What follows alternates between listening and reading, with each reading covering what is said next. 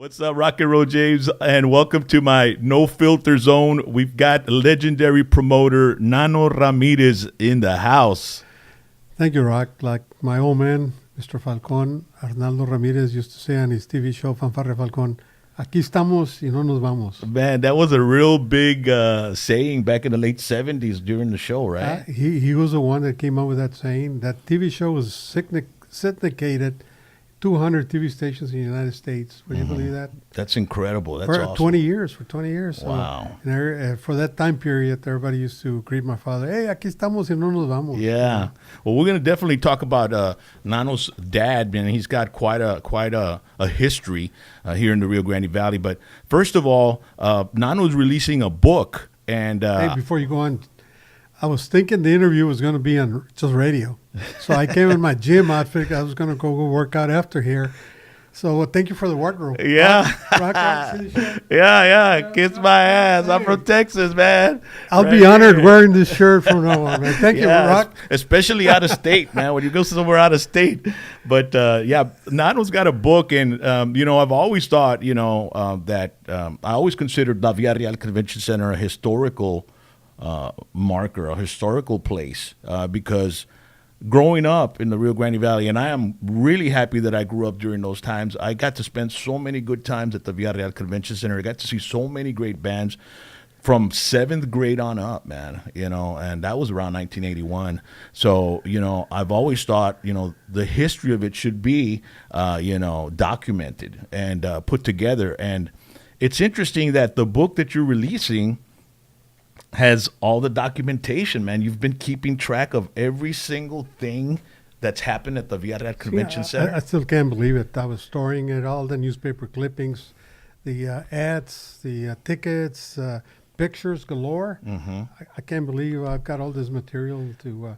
and the thing is, I have to shorten it because then the book would be like 300 pages. Yeah. Well, I would. It'd be like the Encyclopedia Britannica, man. You're gonna need a lot of different chapters or a lot of different volumes for the book because it was. How long did the 30 years. 30 years? We opened up on December 3rd, 1977, with the Country Rollin' Band. The Country Rollin' Band, man. And we closed Villareal in July 2006.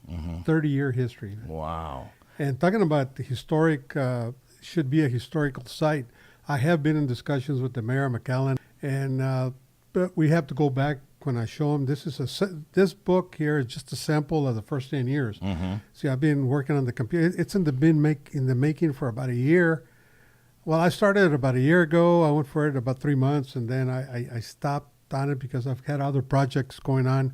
But I restarted it again and finished at least up to 10 years. Mm-hmm. And I want to see what the book would look like before I proceed with the next 20 years.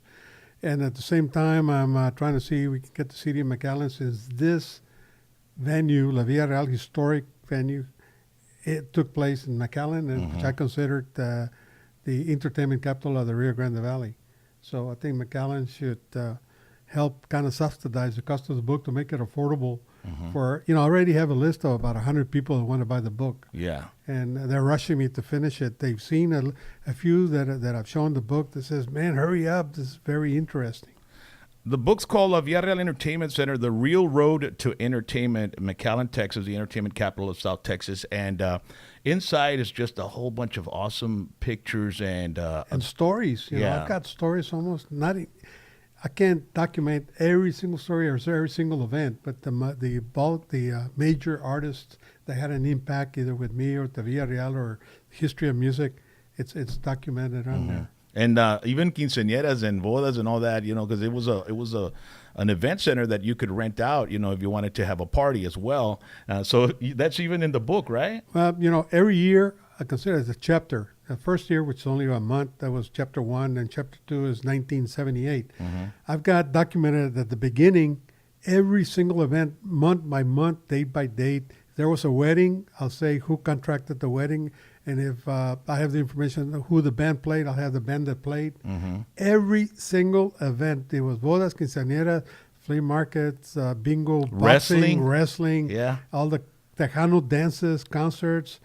I remember seeing the Von Erichs there, man, and a lot of great wrestling, boxing events, and then even closed circuit boxing back before pay-per-view. The boxing events, were held in event centers, and they would put a big screen, and you'd buy a ticket, and you'd get a seat, and you'd watch the fight. Well, I had the exclusive rights for 20 years to present back then, the closed circuit boxing, I had to rent a satellite for every event. Yeah. There was no pay-per-view. So for 20 years, man, I had it all in my control. Yeah. For the Rio Grande Valley. And did you ever meet Don King or any? Didn't he control a lot of that stuff? No, it's an organization out of Philadelphia. It's Johan Promotions. As a matter of fact, they're still active. Oh, yeah? Is that the wife? Is that the yeah, they're wife? calling him home. What are you doing with Rock and Roll James? You better get home right now. I don't trust him. I mean, like in the movies. That's going to be in the bloopers, too, man. That's going to be definitely in the bloopers, man. Hey. I got a couple of bloopers in my video stash, man, of my interviews. I just like the movies. Yeah, no, it's probably ringing because this man has so many people that want to get a hold of him because of what he does and what he's done.